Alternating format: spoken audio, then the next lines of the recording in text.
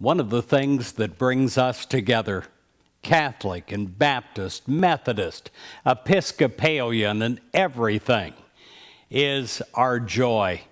And the reason we have joy is because we have a solid faith in God. And we're absolutely positive about life because we know what God can do. And therefore, we're not afraid to laugh. And we're going to laugh today. In Psalms 126, verse 2, it says, "Then our mouth was filled with laughter, and our tongue with shouts of joy." A minister decided one Sunday on a visual demonstration that would add emphasis to his Sunday sermon.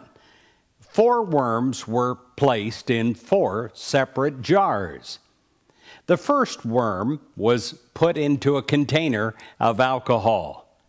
The second worm was put into a container of cigarette smoke. The third worm was put into a container of chocolate syrup. The fourth worm was put into a container of good, clean soil. Well, at the conclusion of the sermon, the minister reported the following results. The first worm in alcohol, dead.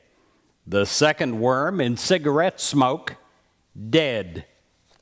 The third worm that was placed in chocolate syrup, dead. And the fourth worm in good, clean soil, alive. So the minister asked the congregation, "What can you learn from this demonstration?" Well, Maxine was sitting at the back. She quickly raised her hand and she said, "Well, as long as you drink, smoke, and eat chocolate, you'll never have worms." Well, that pretty much ended the service. When we come together in our joy, we feel renewed and we feel revitalized. We may not have realized how tense we became on a daily basis, but when we laugh again, we release that all and we feel good again. We laugh, and with our laughter comes an opening of a door to our soul. It may open just a crack, but it allows inner joy to rush in and out and pushes aside the thoughts about any problems. We realize again that God is bigger than any of our problems, and for a moment in our day, we feel no stress.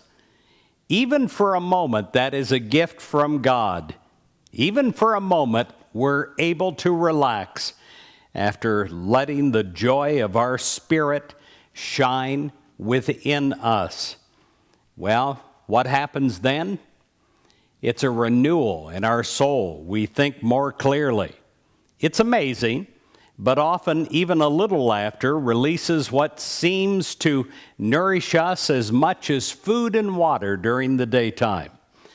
And we want every day to be a day where we smile more, every day to be a day where we laugh more, and let the joy of God be expressed in our lives as gladness about our whole life.